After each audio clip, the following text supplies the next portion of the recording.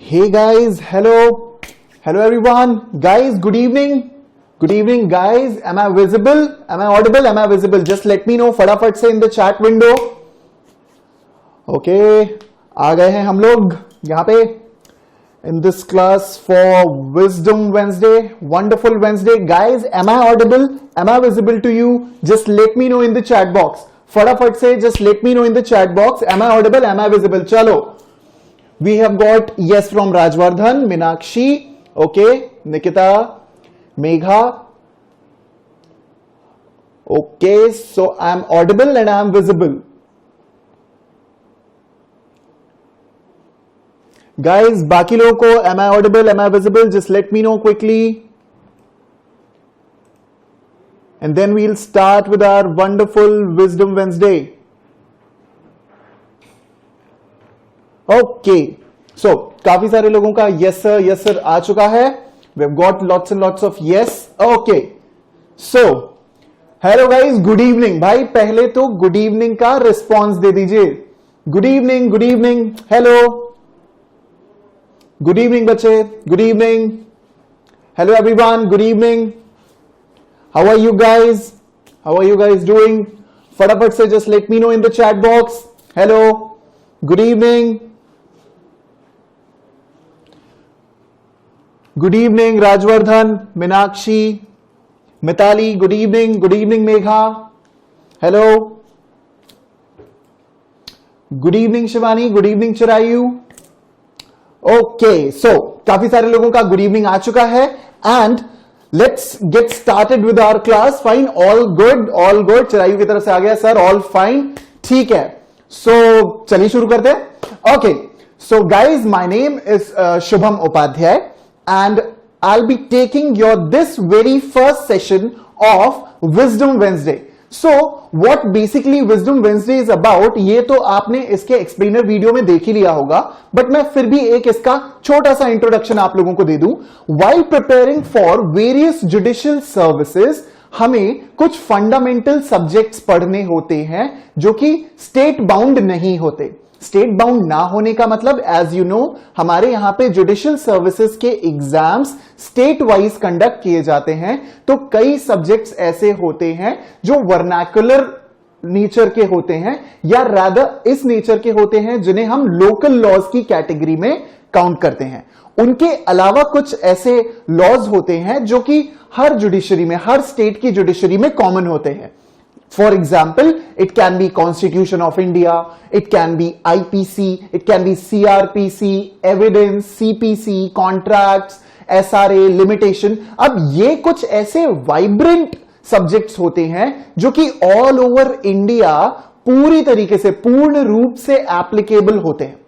Fine, और इसीलिए ये हमेशा आप देखोगे कि किसी भी स्टेट की जुडिशरी के एग्जाम को दिखा लो या आप उसके सिलेबस को अगर निकालेंगे तो आपको पता चलेगा कि ये सारे ही सब्जेक्ट्स इन जुडिशरीज में कॉमन होते हैं.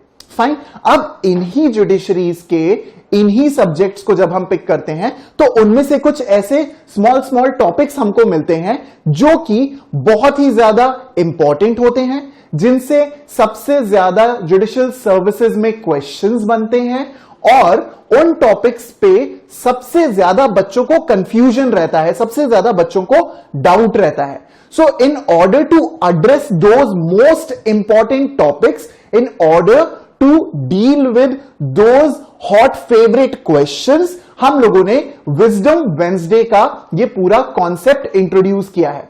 So obviously all our students will be getting a lecture on those topics जिन पे बहुत ज्यादा लोगों को या तो कंफ्यूजन रहता है या फिर वो देखते हैं कि यार प्रीवियस ईयर के क्वेश्चन पेपर में प्रीलिम्स में भी ये क्वेश्चन आ रहा है, मेंस में भी ऐसे क्वेश्चंस पूछे गए हैं, and not just that, even interviews में भी इन क्वेश्चंस पे या रादर इन टॉपिक्स पे क्वेश्चंस पूछे जाते हैं.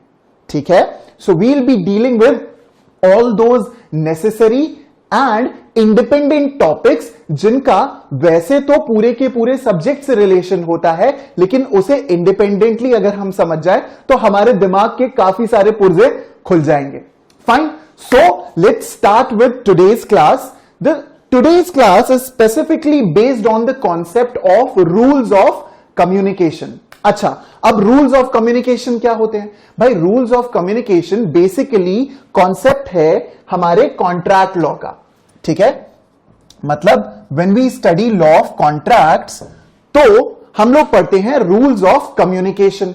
अच्छा, रूल्स ऑफ कम्युनिकेशन को पढ़ने से पहले उसके बैकग्राउंड को समझते हैं, क्योंकि जब तक किसी पर्टिकुलर चीज के बारे में हमें बैकग्राउंड ना पता हो तो उसके जेनेसिस को क्रैक करना हमारे लिए थोड़ा मुश्किल हो जाता है। यानी कि in order to understand a particular concept we need to have a thorough idea about its background. So as soon as you are thorough with the background, आपको वो कॉन्सेप्ट चुटकी में समझ में आएगा, बहुत इजीली और बहुत ही क्रिस्प तरीके से समझ में आएगा। सो मेक श्योर करना दैट वी कीप इंटरैक्टिंग, क्योंकि कई सारे फन एलिमेंट्स भी आएंगे, कई सारे लाइट मूड कॉन्वर्सेशंस भी आएंगी, जिसके थ्रू हम हमारे इन ट्रिकी कॉन्सेप्ट्स को समझेंगे। Fine, so just keep hanging in there and we'll make sure कि ये क्लास फन हो, लर्निंग हो और फोकस वाली हो। Fine, so let's get started. Before getting into the entire concept of communication, पहले तो आते हैं कि भाई जब हम कम्युनिकेशन पढ़ रहे हैं तो कॉन्ट्रैक्ट्स का बैकग्राउंड समझना जरूरी है। अब कॉन्ट्रैक्ट्स का बैकग्राउंड अगर देखें तो Indian contract act is dated at 1872, यानी ब्रिटिशर्स ने हमें एक एक्ट बना के परोस दिया। एक बेयर एक्ट था, बेयर एक्ट का मतलब बेयर प्रोविजंस। फाइन, एक बेयर एक्ट, एक बुक ड्राफ्ट की गई जिसे नाम दिया गया इंडियन कॉन्ट्रैक्ट्स एक्ट, जो डील करता था अग्रीमेंट से और कॉन्ट्रैक्ट से। सिंपल भाषा में ये।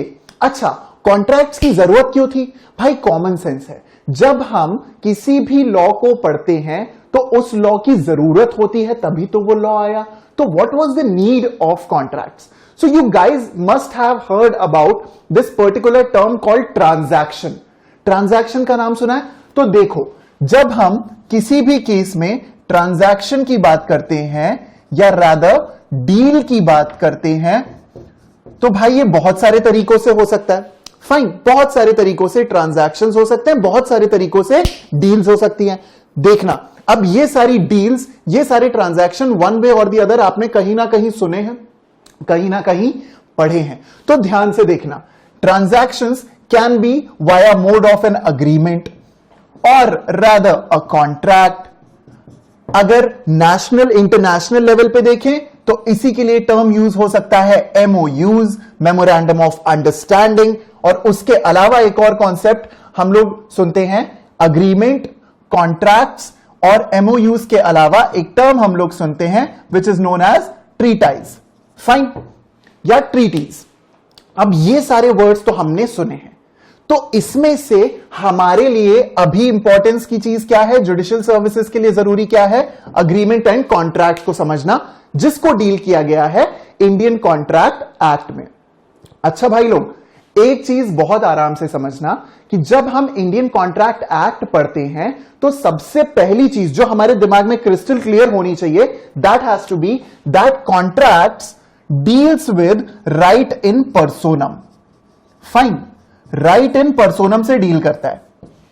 ठीक, राइट इन पर्सोनम मतलब पार्टीज डिसाइड करेंगी कि कैसा कॉन्ट्रैक्ट बनेगा। भाई आपकी राइट्स क्या होंगी, मेरी राइट्स क्या होंगी, आपकी लायबिलिटीज क्या होंगी, मेरी लायबिलिटीज क्या होंगी। ये कहां डिसाइड किया जाता है? कॉन्ट्रैक्ट्स में। और किसके द्वारा डिसाइड किया जाता है? Who decides, who gets to decide what will be the rights and what will be the liabilities incorporated in an agreement, in a contract? It is done by the parties themselves. Fine, so basically Indian Contract Act deals with agreements which are enforceable by law. Simple सा फंडा। अब देखो, जब हम contracts के बारे में पढ़ते हैं या सुनते हैं तो एक बहुत सिंपल सी ट्रिक है। Can somebody tell me what is the formula of making a contract? कोई मुझे चैट बॉक्स में बताना चाहेगा कि sir this is the formula of making a contract? You guys must have studied the concept of contracts. Just let me know in the chat box what is the formula of making a contract. Can somebody tell me? Can someone tell me what is the formula of making a contract? Anyone, anyone. हो सकता है आपने कभी पढ़ा हो, bear act में देखा हो, कमेंट्री बुक्स में देखा हो।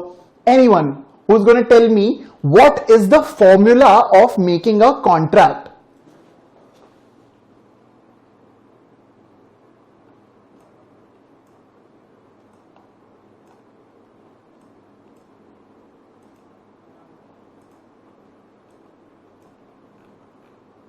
ओके, गोल्डी का आंसर आया है. We have got the answer offer plus acceptance. भाई यहां तक तो आंसर करेक्ट है, लेकिन there are certain other stages in it as well. यानी कि कॉन्ट्रैक्ट्स में सिर्फ और सिर्फ ऑफर और एक्सेप्टेंस ही नहीं होता है. अच्छा, just guess. Okay Rajvardhan, just guess. Free will plus legal object, consideration to do something. Shubhangi has said offer plus acceptance plus enforceability by law is equals to contract. भाई सब लोगों का आंसर लगभग लगभग करेक्ट है. Fine, it's correct. एक trick देता हूं, बहुत सिंपल तरीके से याद आएगा और समझ में भी आएगा कि कॉन्ट्रैक्ट्स वर्क कैसे करता है.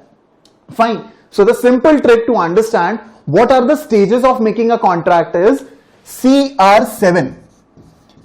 अगर आपको फुटबॉल के बारे में थोड़ी बहुत भी नॉलेज है तो आपको पता होगा what is the meaning of CR7. CR7 is the term used for Cristiano Ronaldo. लेकिन हमारे लिए CR7 का कॉन्ट्रैक्ट्स में क्या रोल है? भाई बहुत सिंपल है. कॉन्ट्रैक्ट्स के लिए there are 7 stages. So contracts is more like a rainbow. भाई रेनबो होता है जिसमें 7 स्टेजेस होती हैं. यानी कॉन्ट्रैक्ट तक पहुंचने की कितनी stages total? 7. Fine, and what are those 7 stages? Just एक बार शॉर्ट में देखते हैं and we'll move towards our topic. So the first stage of making a contract is the proposal या offer.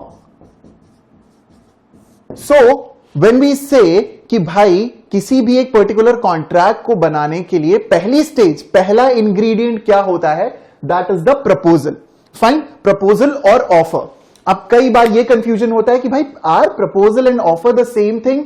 They are, but offer is used in English law and proposal is used in Indian law. So that is the basic fundamental difference between offer and acceptance. So offer is used in English law, proposal is used in Indian law. Simple. Fine. अच्छा, इसके बाद second stage क्या आती है proposal में? जब हमने second stage जोड़ी तो that is acceptance. Fine, proposal में एक्सेप्टेंस जोड़ा तो वो बनता है कॉन्ट्रैक्ट नहीं, वो बनता है प्रॉमिस. फाइन, नोकिया का ऐड देखा होगा ना आप लोगों ने. एक हाथ ऐसे आता है प्रपोजल, एक हाथ ऐसे आता है एक्सेप्टेंस, दोनों जुड़ गए तो क्या बना? प्रॉमिस. प्रॉमिस में जब हमने इंग्रेडिएंट डाला कंसिडरेशन का, तब हमें मिला उसका 4th स्टेज, या रादर 4th इंग्रेडिएंट डाला तो हमें मिला उसका 5th stage, that is agreement. Fine, this is agreement. अच्छा, इसके बाद अग्रीमेंट के बाद हम आ जाते हैं उस बात पे जो आप लोगों ने चैट बॉक्स में बताई, that is enforceability and free will. तो भाई इसमें 2 इंग्रेडिएंट्स और जोड़ दो. सबसे पहले हमने जोड़ा फ्री विल और फिर हमने जोड़ा हमारा सबसे आखिरी और शायद सबसे ज्यादा इंपॉर्टेंट इंग्रेडिएंट, विच इज लॉफुलनेस और legality. Legality of consideration and legality of object. क्या होते हैं उसकी डिटेल में अभी हम नहीं जाएंगे. फाइन, तो इन सारी चीजों को जब हमने साथ में जोड़ा तब हमें क्या मिला? We get a contract. तो लगता है भाई साहब कि काफी इजी कॉन्सेप्ट है. ऑफर है, एक्सेप्टेंस है और बाकी सारी स्टेजेस को हमने एक बार दरकिनार कर भी दिया, इग्नोर कर भी दिया. So we believe that offer and acceptance are contract. No, basically offer plus acceptance is equals to a promise. An offer once accepted or a proposal once accepted becomes a promise. Then every promise and every set of promise forming consideration for each other is an agreement. It has to be done with free consent and free will and it has to be legal. मतलब कहीं से भी unlawful तो नहीं होना चाहिए. अब जिस चीज से हम आज डील करने वाले हैं इस विजडम वेंसडे में, that is going to be proposal and acceptance. तो अब आते हैं हमारे एक्चुअल टॉपिक पे. फाइन, ना coming towards proposal and acceptance. तो भाई लोग बहुत ध्यान से समझना. प्रपोजल और एक्सेप्टेंस के कम्युनिकेशन को समझने से पहले कुछ इसके छोटे छोटे रूल्स हैं। अगर आप वो रूल समझ लोगे तो communication is a very easy concept to understand. So the rule for understanding the concept of communication is number 1, for offer you need to understand only one rule, that is intention to create a legal relationship. Fine, there has to be an intention to create a legal relationship. अगर parties के बीच में intention to create a legal relationship है, जिसका genesis हम लोग देखते हैं बाल्फोर वर्सेस बाल्फोर के केस से, तो फिर वो पर्टिकुलर प्रपोजल माना जाएगा कि वो किस इंटेंशन से किया गया है, to enter into a legal relationship, to enter into a legal bindingness. Fine, so that has to be the main ingredient from the side of proposal. लेकिन प्रपोजल का कम्युनिकेशन बहुत इजी होता है। भाई मैंने यहां से लेटर भेजा, आपके पास लेटर पहुंचा, the proposal is set to be communicated. मैंने यहां से कॉल किया चिरायु को और चिरायु को फोन करके बोला hello Chirayu, I want to sell you my car. This is an offer. I have showed you a willingness. Now, जैसे ही मैंने ऑफर दे दिया, my offer is communicated as soon as it comes to the knowledge of the person to whom it is made. Fine. The offer is said to be communicated when it comes to the knowledge of the person to whom it is made. लेकिन भाई ज्यादा rules किसके लगते हैं? Acceptance के। सो acceptance के rules को समझना जरूरी है in order to understand the entire concept of communication. So what are the rules of a valid acceptance? भाई सबसे पहले तो a valid acceptance must always be communicated and it can never be assumed. यानी कि अगर आप किसी एक पर्टिकुलर प्रपोजल को एक्सेप्ट करना चाहते हो, उसे अपनी एक्सेप्टेंस देना चाहते हो, तो यह चीज आपको सामने वाले को कम्युनिकेट करनी होगी। यानी कि उसको किसी भी तरीके से यह बताना होगा या जताना होगा कि हम उससे एक कॉन्ट्रैक्ट में एंटर होने के लिए इच्छुक हैं। We are willing to enter into a contract with that particular person. Now how is that communication done? बहुत सिंपल है। It's pretty easy to understand that communication can be done via two means. Number 1 words and number 2 conduct. Fine, so you can express the other person via your words spoken and next is written. भाई किसी को कोई proposal देना है बोल के बता दो, किसी को कोई प्रपोजल देना है लिख के बता दो, the proposal is said to be communicated. Simple as that. Now how is or rather acceptance भी written और oral form में दी जा सकती है। सिमिलरली अगर हम कंडक्ट की बात करें तो कंडक्ट के बेसिस पे भी एक्सेप्टेंस को कम्युनिकेट किया जा सकता है। एग्जाम्पल से समझाता हूं। मान लीजिए, let's say for instance that you want to buy a mango, so you went to the vendor and you asked for the price of the mango. Vendor said that the mango is worth rupees say 25.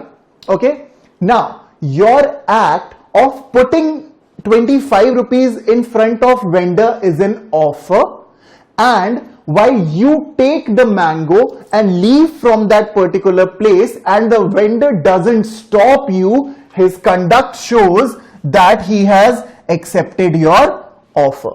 समझ में आया? How do we buy wafers? Chips के packet कैसे खरीदते हो? What do we do? Retailer की shop पे गए या रादर उस पर्टिकुलर वेंडर के पास गए जहां पे वेफर्स हैं, बाहर ही एक बड़ा सा एक अलमीरा रहता है, छोटा सा एक एरिया, एक पर्टिकुलर कंटेनर टाइप का रहता है जिसमें लेज के पैकेट होते हैं, अंकल चिप्स के पैकेट होते हैं, बिंगो मैड एंगल्स के पैकेट होते हैं। You lift that packet of Bingo mad angles, give that 10 rupee note to the vendor and you leave. You don't need to say anything because it is via conduct of both the parties that the proposal as well as the acceptance is communicated. Fine. So the proposal and acceptance, they both can be communicated either by words spoken or written or on the basis of the conduct of the parties. So it's pretty simple concept to understand. Fine. Ab acceptance ka first rule was that acceptance must be communicated and acceptance obviously cannot be presumed. Fine. Here we study a case of Feldhaus versus Bindley. Fine. Now the case was pretty simple. What exactly it said was, let's say कि भाई मैं आपकी कोई property खरीदना चाहता हूं, and I say to you that I want to buy a horse, and if you don't reply me against my offer, I'll assume that you have accepted my offer. बात समझ में आई? I said to you that I want to buy a horse. Simple. And if you don't respond me on this particular offer, I'll assume that you have accepted my offer. Can I do that? Obviously not. Why? Because the acceptance cannot be presumed. The acceptance has always the funda of being communicated. Fine. तो acceptance का communicate होना तो बहुत ज्यादा जरूरी है. Rule number 1. Rule number 2, the acceptance must always be communicated within time prescribed. So let's say for instance I said to you guys that my offer is open for you, Rajvardhan, my offer is open for you, but you can accept this offer only for the next 10 days. तो भाई क्या आप 10 दिन के बाद इस offer को accept कर सकते हो? नहीं. क्यों? क्योंकि I prescribed you a time limit for which my offer was valid for you. And that is the reason why we say that the acceptance must always be communicated within time limit prescribed. And let's say if no time limit is prescribed, in that case it must be communicated within a reasonable time period. मतलब अगर acceptance देना ही है और time limit prescribe नहीं किया गया है तो it must be given in a very very reasonable period of time. So that is rule number 2. Coming to rule number 3, acceptance must be absolute and the acceptance must be unqualified. Acceptance must be absolute and unqualified का क्या मतलब है? भाई pretty simple. Let's say for instance if you gave me an offer, you said कि sir I want to sell you my house for worth rupees say 50 lakhs. Fine, you want to sell me your house to me for rupees 50 lakhs. You gave me an offer. Now I started bargaining or I started adding or subtracting any condition in your original offer. So original offer में अगर कोई भी amendment किए जाए, the original offer is amended और the original offer is changed, altered. In that case we say that the acceptance is not absolute and qualified. Fine, but the acceptance always has to be absolute and unqualified, because अगर ऐसा नहीं हुआ it will become a counter offer. The acceptance has to be, very importantly, it has to be the way it was made. I mean, the offer, अगर उसमें 10 conditions थी, this was the offer, it had 10 conditions, and उन 10 की 10 conditions को हमने accept कर लिया. So, if we accept it completely, absolute acceptance. If we, in this particular case, add no conditions to it or subtract no condition from it, this scenario is known as unqualified. So absolute and unqualified, these are two complementary terms. Fine. So the acceptance must be absolute and unqualified, and if in case we add a condition to this entire original offer or we subtract a condition from this offer, then that will become a counter offer. So the acceptance has to be absolute and unqualified. Acha, another thing, next rule is the acceptance must only be made by the person to whom the offer is made. So if I made an offer, let's say to Swati, अगर मैंने स्वाति को एक offer दिया तो क्या स्वाति के behalf पे स्तुति मेरा ऑफर एक्सेप्ट कर सकती है? नहीं. क्यों? क्योंकि my offer was directed to one particular person and only that person is authorized to accept my offer. Exception यही है कि if Swati has appointed Stuti as an authorized agent to accept any offers which are directed towards her, in that case only Stuti can accept my offer. Otherwise वो मेरा offer accept नहीं कर सकती. Fine. So that is basically the concept of that the acceptance must be accepted by the person to whom the offer is made. Fine. And one of the most important, the last rule of acceptance says that if the acceptance is done, it must be done in a proper mode, by the mode prescribed. So let's say, for instance, if I say to you that I have given you this particular offer, and if you want to accept this offer, you have to reply me in terms of, let's say, an email, or via a letter, or via a phone call. So if there is a mode specifically prescribed to you so that you can accept that particular offer only via these means, that has to be the criteria. That means अगर आपको उस offer को accept करना है और मैंने कह दिया कि भाई खुद आपको आने की कोई जरूरत नहीं है या फिर आपको एजेंट को भेजने की कोई जरूरत नहीं है, you will have to accept my offer via email, and you texted means that Shubham sir I have accepted your offer, whether your acceptance is valid, no, because the time was prescribed for that particular offer and the mode was prescribed for that particular offer, which was, say, email. And since you did not follow the means or the mode, that will be an invalid acceptance. Yeah, in that case, it will be up to me, it will be up to the offerer to tell you, or rather to give you an opportunity कि भाई आपने personally आके मुझे बता दिया, आपने मुझे WhatsApp पे communicate कर दिया that you want to accept this offer, but since this was not the mode that I prescribed the mode of email, I give you proper time to accept my offer via email. So that is how communication works in cases of acceptance. So these are the valid rules of acceptance. Fine. Acha, other than these two rules, the third criteria or the third factor of rules that we need to understand before entering into communication is revocation. So there's nothing much about revocation that we need to understand the concept of communication. What does revocation mean? Revocation means cancellation, or rather taking back of the original offer. Very simple to understand. Let's say, for instance, I gave you an offer and now I had a mood swing. So I decided that I'll take back my offer.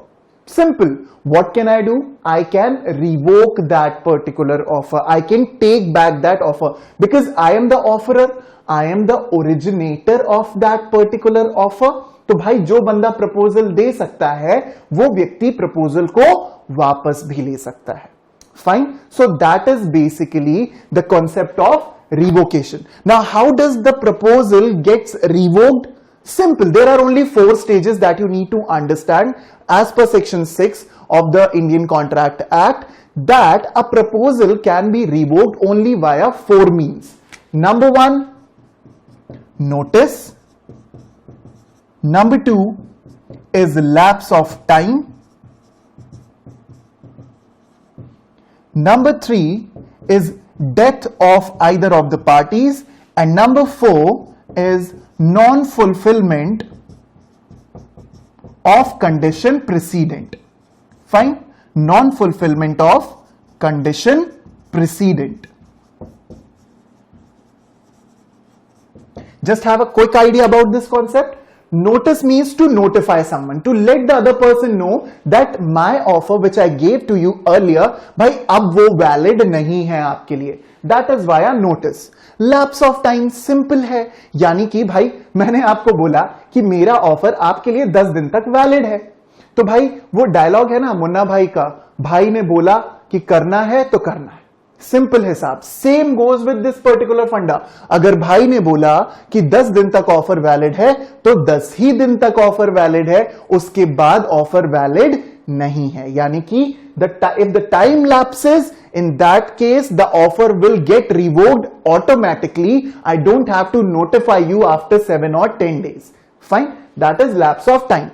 Death of either of the parties. Now if the death of either of the parties makes the performance of this contract impossible, so in that case the proposal or acceptance rather in this case can be revoked. and non-fulfillment of condition precedent. Let's say I gave you an offer and I said that if you want to buy my house, भाई मेरा घर खरीदना है तो पहले आप advance में 2 लाख का चेक लेके आओ, मेरा घर 20 लाख का है. I said कि अगर आपको मेरा घर खरीदना है तो just bring 2 lakhs in check in advance amount. आप मुंह उठा के मेरे पास आ गए. You came to me but you did not bring a check of rupees 2 lakhs. What's gonna happen? What's gonna happen? This is a case of revocation. Why? Because the acceptance might be communicated but a condition which was precedent to that acceptance, मतलब acceptance के साथ वो condition जुड़ी हुई थी, आपने acceptance तो fulfill कर दिया but उस condition को जाने दिया तो वो acceptance valid नहीं समझा जाएगा और वो ऑफर क्या हो जाएगा बच्चे? Revoke. So that's how it works. So these were the rules of a valid offer, valid acceptance and revocation. So guys, just let me know in the chat box, अभी तक जो भी हमने क्लास में पढ़ा है, अभी तक की क्लास में जो भी पढ़ा है, क्या वो आपको समझ में आया? Fine. Just let me know in the chat box so that I know that you guys understood the rules related to a valid offer, rules related to a valid acceptance and the conditions of revocation. Because as soon as you understand these conditions, the communication procedure is pretty halwa. It's pretty easy. Fine. Just let me know in the chat box if you guys understood the rules related to a valid offer and valid acceptance. All clear? Yes? Clear है sir? Clear है? चलिए, that's really good. Understood sir? Yes sir? Okay. Okay, crystal clear है. Sprite clear है. That's good. Understood, understood. Okay.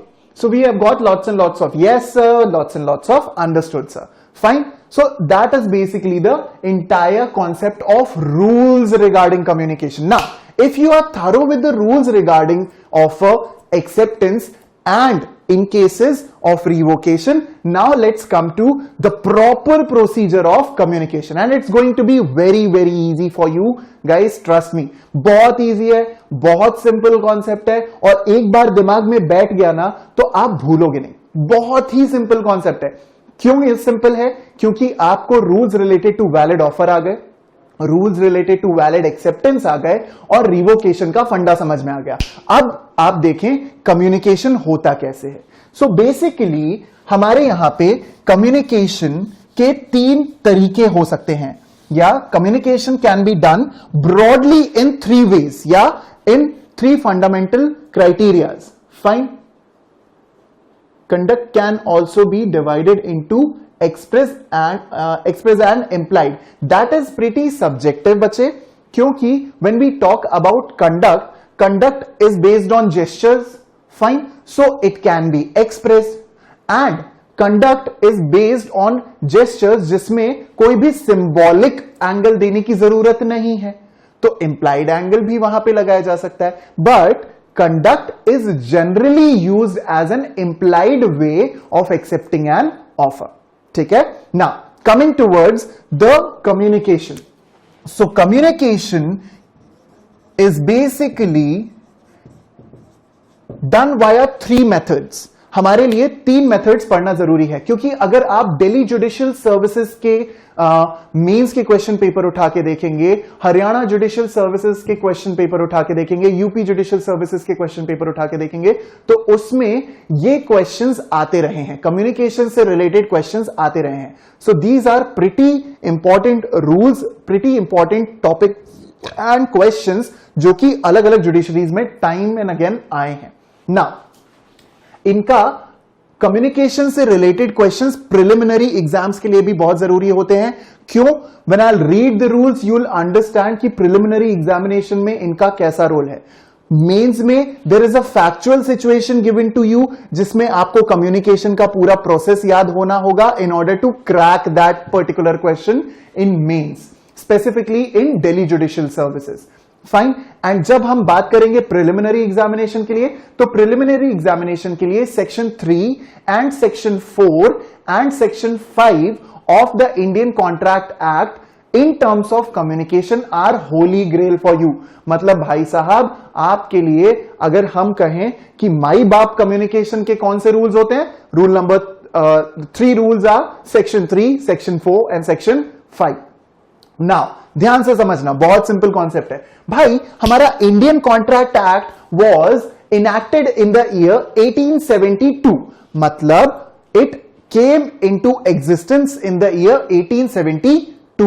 So back in that time there were no other modes of communication except the postal method. Fine.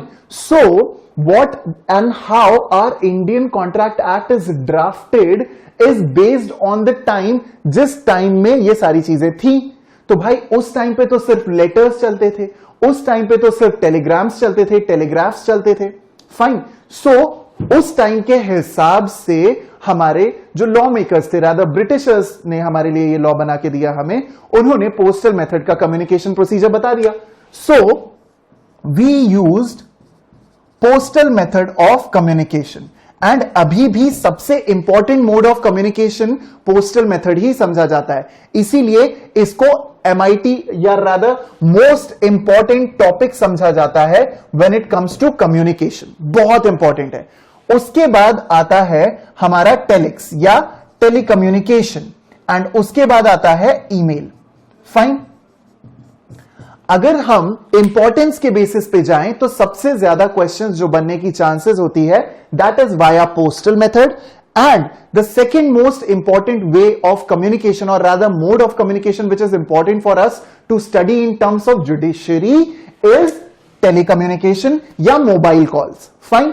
Email पे बहुत कम questions बनते हैं, बहुत limited questions बनते हैं, तो इसीलिए आज की क्लास में हम फोकस करेंगे पोस्टल मेथड पे एंड टेलीकम्युनिकेशन मेथड पे।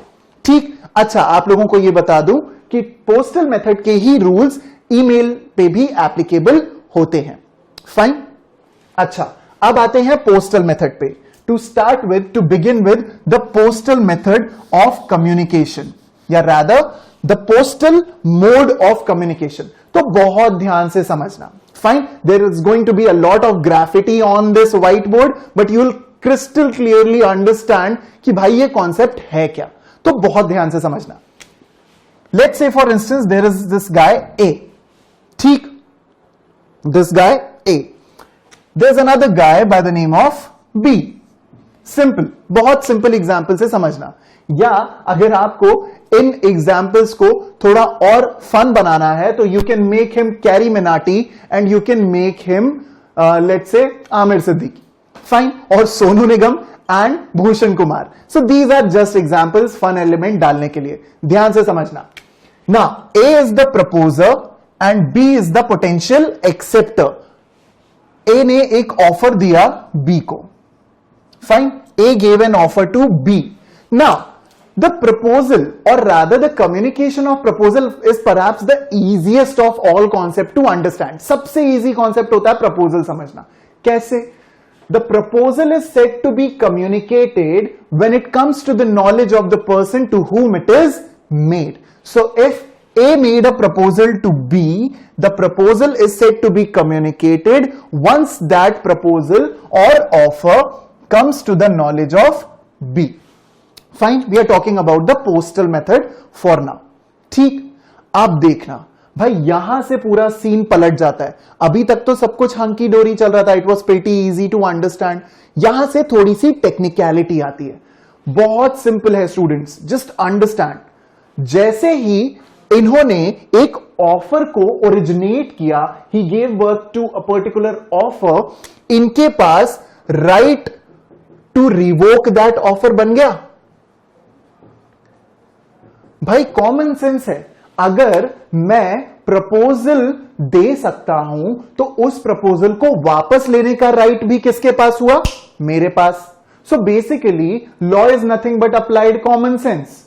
अगर इन्होंने अपना प्रपोजल दिया है बी को, so this proposal given from A to B gives a right to A that he can revoke this proposal, he can take back that proposal any time he wants. अब ध्यान से समझिएगा, as soon as the proposal reaches B, fine, Now it's up to B whether to accept or reject the offer. So if he rejects the offer, ये particular scenario proposal की stage से आगे जाएगा ही नहीं, वहीं पे खत्म हो जाएगा.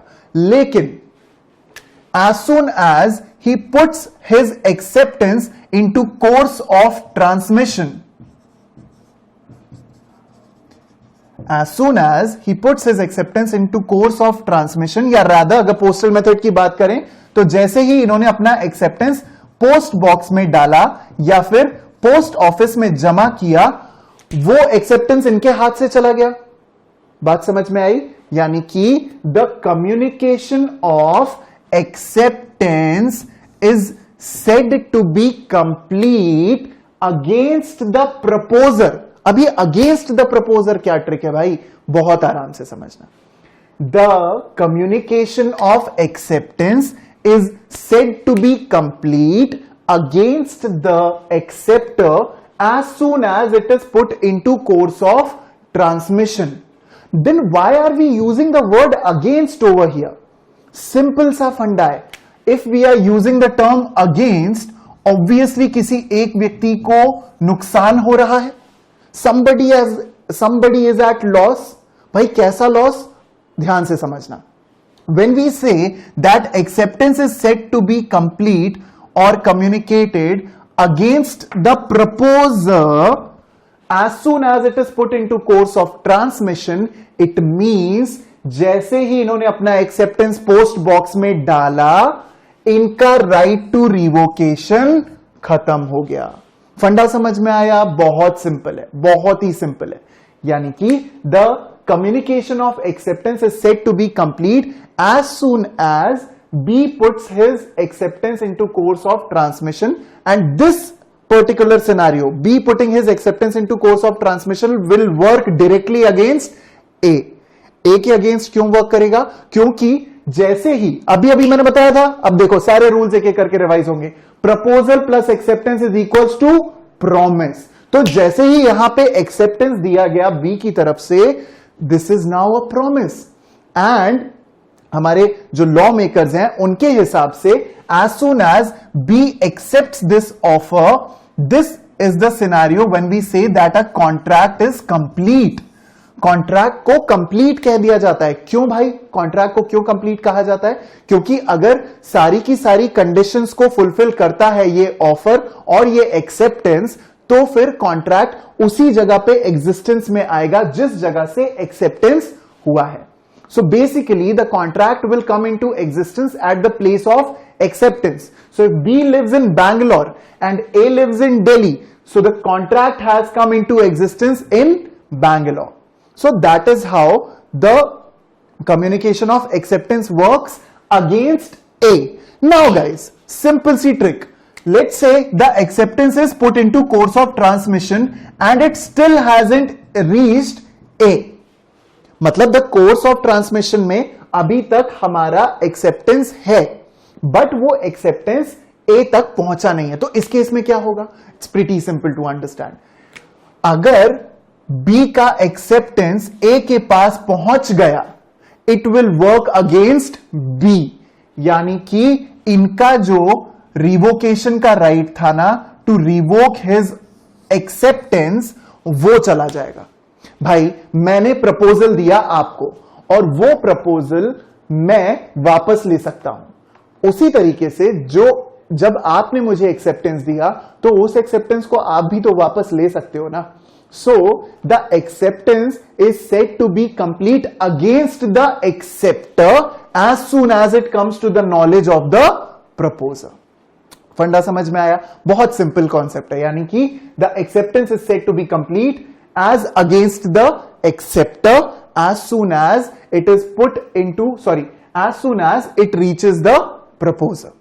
यानी कि if I have sent you my acceptance via Bharatiya Dak Seva, that is Indian postal service, तो अगर मैंने इंडियन पोस्टल सर्विस के थ्रू आपको अपना एक्सेप्टेंस भेजा है, fine, it still hasn't reached you and my mind changes now and I want to take back my acceptance, so I'll have to use a faster mode of communication to reach you and let you know that the acceptance that I have sent is invalid. समझ में आया? यानी कि acceptance का तोड़ क्या हो सकता है, एक्सेप्टेंस को खत्म कैसे किया जा सकता है, एक्सेप्टेंस को रिवोक कैसे किया जा सकता है. द सिंपल फंडा in that case is that if you want to revoke a particular acceptance, that acceptance has to be revoked before it reaches the proposer. बहुत सिंपल सा फंडा है. Fine. So the acceptance is complete as against the acceptor when it comes to the knowledge of the proposer.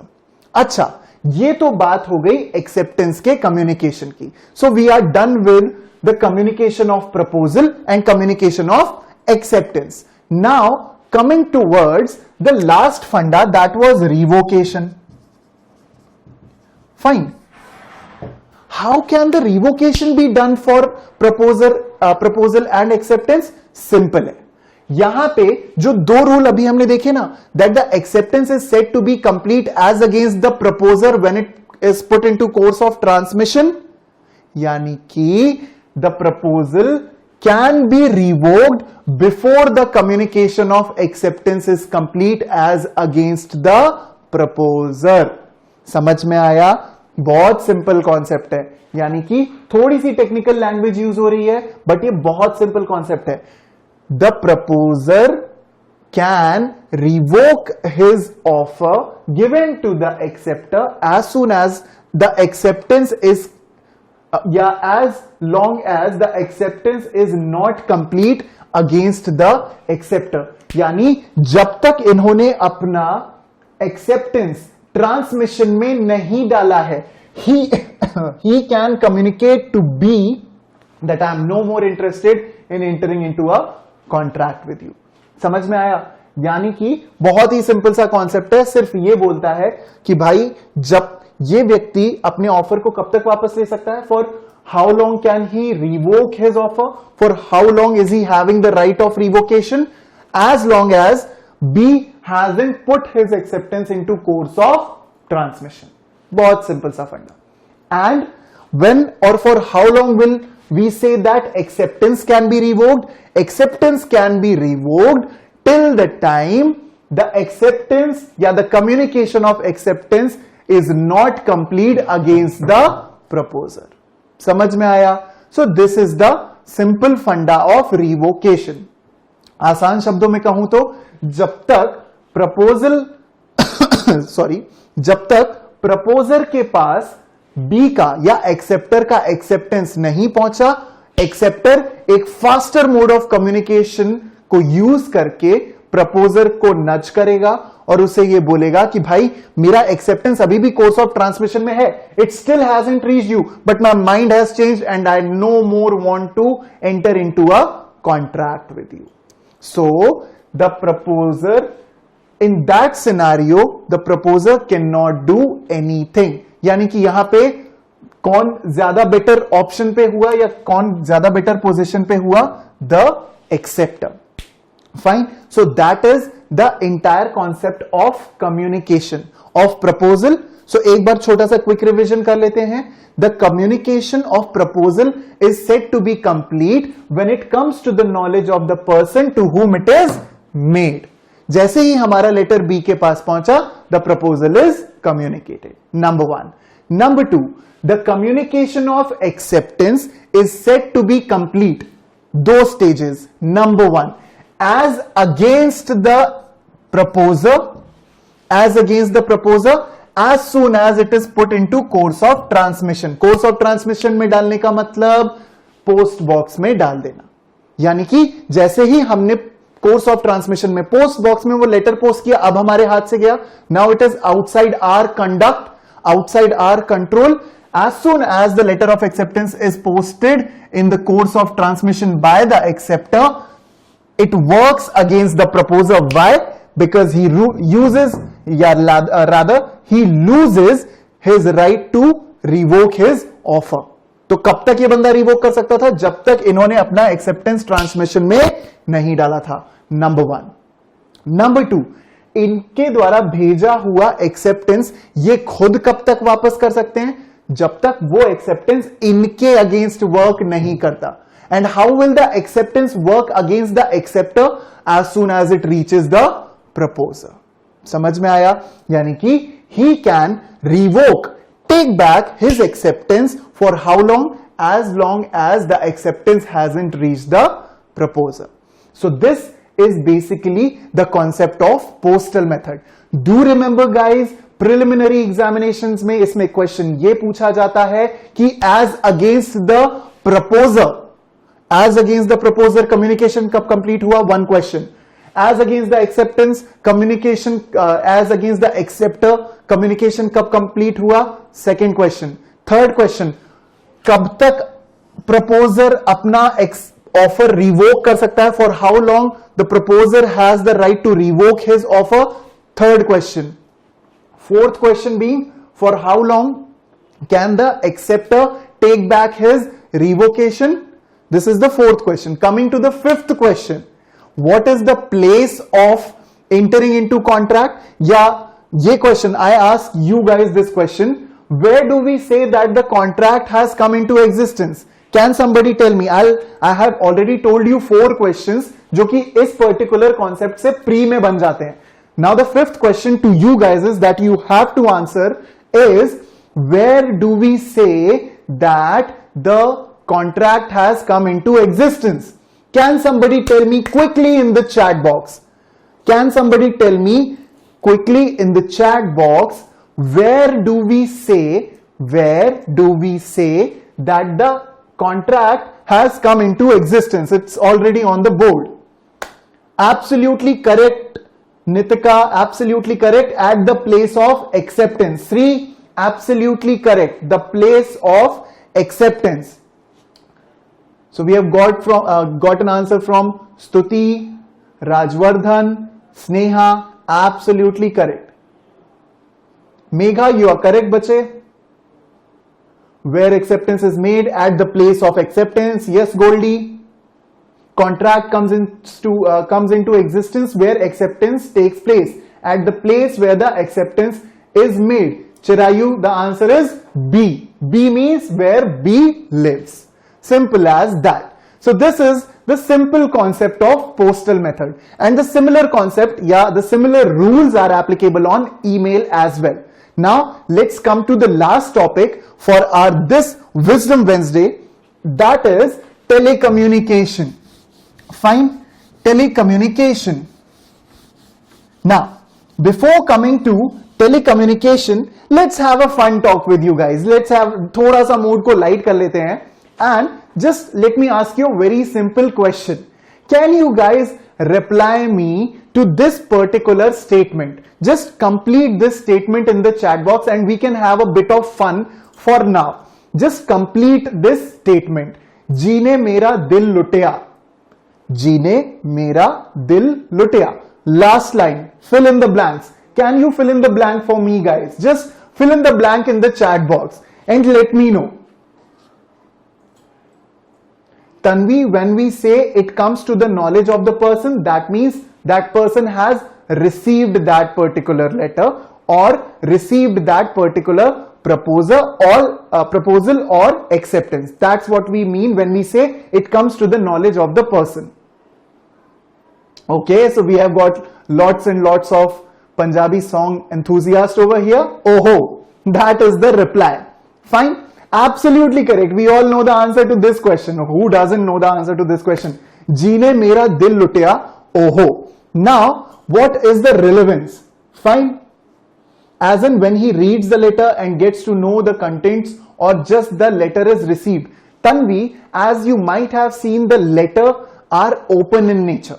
Fine, open letters होते हैं, उन्हें read किया जा सकता है. But when you read the bare provisions of Indian Contract Act, तो Indian Contract Act में specifically इसके लिए कोई भी proformas नहीं दिए हुए हैं. यानी कि हमें specifically ये नहीं बताया गया है कि when do we say that the actual thing has come to the knowledge of that particular person. But when you will read the illustration for section 3 and for section 4, you will understand that B is said to have received, or it has come to the knowledge of B that a proposal is made to him as soon as he receives that letter. So do remember Tanvi, ये वाला question आता है. ये वाला question judicial services examination में may you be going for any state, any particular state, ये वाला question पूछा जाता है. When do you say that the proposal is communicated, or when is the proposal said to be communicated? As soon as it comes to the knowledge of the acceptor. And how do we say that this knowledge has taken place? Whether receival is the knowledge or reading is the knowledge, उसके relation में illustration दिया हुआ है. A posted a letter to B stating that he wants to sell his house to B. The proposal is said to be communicated as soon as B receives the letter. समझ में आया?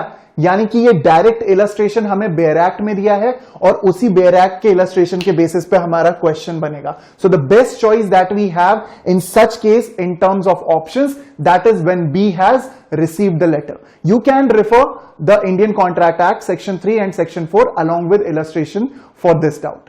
Now coming to our very own fun factor, जीने मेरा दिल लुटिया and lots and lots of oho we have got. Fine. Now भाई fun fact में भी law है, ठीक है? मतलब ऐसे ही मजाक में सिर्फ आपसे एक फालतू का सवाल नहीं पूछा. It's pretty important for us to understand. I'll tell you how. Let's say for instance I make you a call. Fine. So Megha, Shruti and Yash, I gave you a call and I say Megha or Shruti or Yash, yeah, this is my offer. I want to sell you my property. I want to sell you my Honda City, or rather, I want to sell you my Bugatti Veyron or Porsche, or let's say, for instance, Ferrari. Fine. So, are you interested in this offer? I have given you an offer via, let's say, mobile phone. So, telecommunication. ध्यान से समझना. बहुत simple तरीके से ध्यान से समझना. When I gave you an offer via telecommunication, and you were in a club. You were in a club, you got my offer, you heard my offer, and while you said yes, background mein there was a song which was Jeene Mera Dil Lutya, and everybody at that very moment when you said yes to me for accepting my offer, everybody in the crowd went, oho. समझ में आया? बहुत ध्यान से समझना. As soon as, as you said yes for accepting my particular offer, at that very moment the entire club went, oho. What happened? What just happened here? Did you give your acceptance to me? Yes. Did that acceptance ever reached me? No. समझ में आया? यानी कि आपने acceptance तो दिया पर वो एक्सेप्टेंस मेरे पास पहुंचा ही नहीं. अब इस सिनेरियो में आपको जो भी इलस्ट्रेशंस इमेजिन करने हैं कर सकते हो. आपके पीछे से ट्रेन निकल गया, मेरे पीछे से ट्रेन निकल गई, हम दोनों के पीछे से रैलीज निकल गई. ऐसे केसेस में I was not able to hear your acceptance. मैं आपका एक्सेप्टेंस सुन ही नहीं पाया. Whether the acceptance is communicated, the answer is a big no. समझ में आया? That is how it works. In telecommunication, you need to hear what the other person is saying in order to make it a valid contract. Fine? मतलब आपका सुनना जरूरी है कि सामने वाले व्यक्ति ने क्या कहा है. अगर सामने वाले व्यक्ति ने yes कहा है तो you must be hearing that yes in order to make it a contract. Rule number 1. Rule number 2. When you hear the acceptance, that merely hearing the acceptance won't make it a contract. That word yes must always be understood as well. मतलब acceptance सिर्फ सुनना जरूरी नहीं है, समझ में आना भी जरूरी है. You must not only hear what the other person has said, but also be able to comprehend what the other person has said. For the sake of a simple example, let's say for instance, Yash, out of all these 3 students, Yash knows how to speak French. आपको French बोलना आता है. मैंने आपको offer दिया या proposal दिया हिंदी या इंग्लिश में. You replied, oui. Fine. You replied, oui. Now, oui, I don't know how to speak French. I don't know how French works. So I actually have no knowledge about French. So I don't know what does this mean. You know French.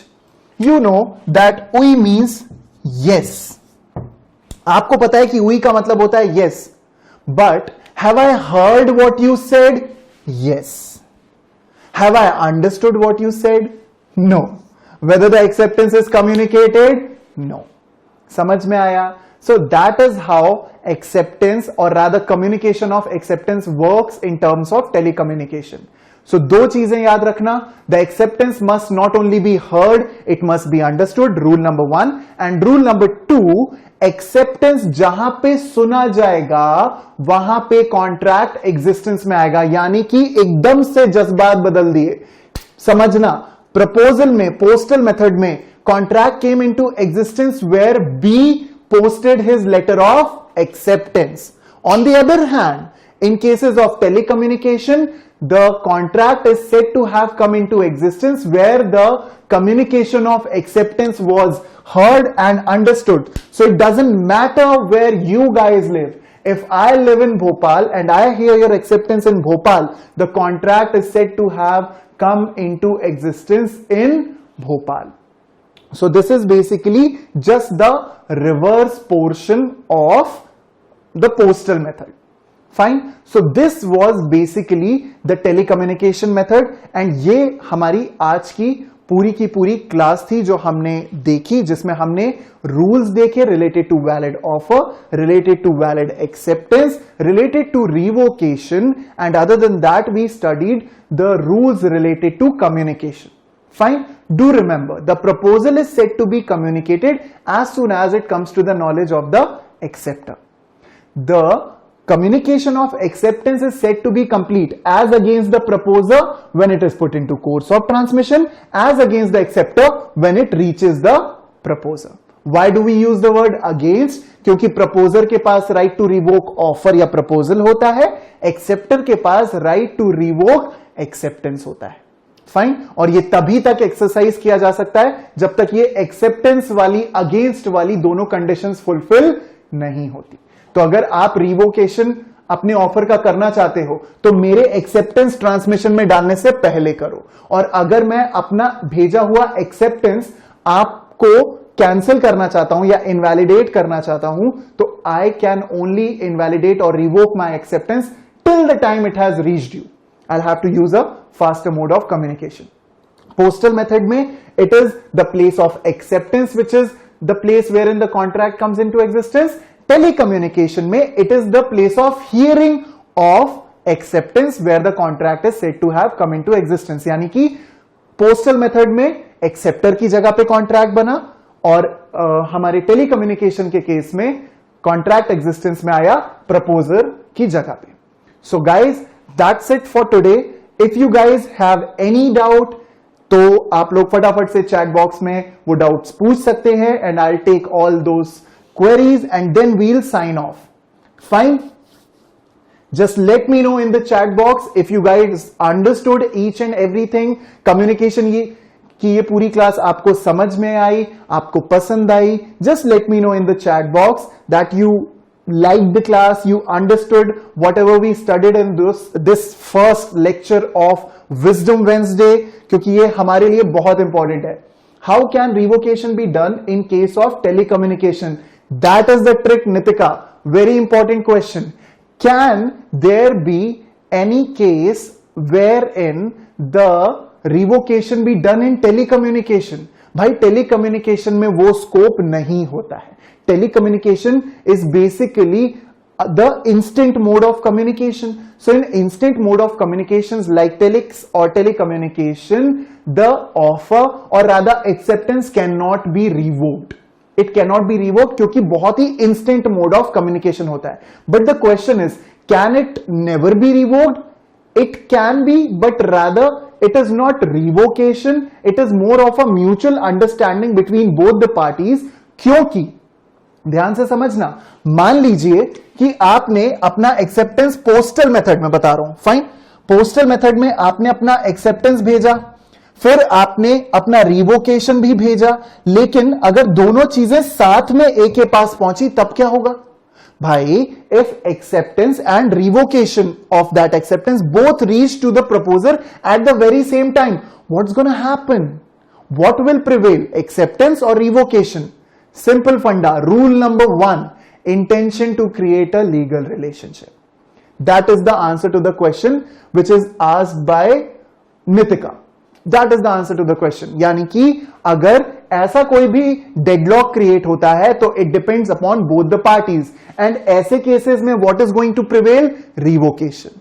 Common sense. Why? Because now one of the party holds no intention to be into a legal relationship. समझ में आया? Similarly, in telecommunication, there is no way in which you can take back your acceptance because it was instantly communicated. So, two modes of taking back your acceptance or rather cancelling this promise is: one, when I said my acceptance to you, when I said yes to you, you couldn't hear it and I said no, that would work. And number two, if I have said yes to you and you heard it, and it is a contract now, but I still have no intention to enter into contract and you let me go with this bindingness, that is one way, that is another way of me getting free of it. Fine. So that is how it works. Coming to the second question. Sir, if proposer lives in Indore and hears acceptance in Bhopal, so place of contract will be Bhopal or what place? Very good question, Megha. ये दिमाग में आता है क्योंकि ये question judicial services में आ चुका है. If I live in Bhopal but I hear the acceptance sent by you in Indore, what is going to be the place of contract? Guys, this is a question to you guys as well. Megha has asked a very good question. Just let me know in the chat box what will be the place of the existence of contract if I live in Bhopal and I have heard the acceptance in Indore. Just let me know in the chat box quickly.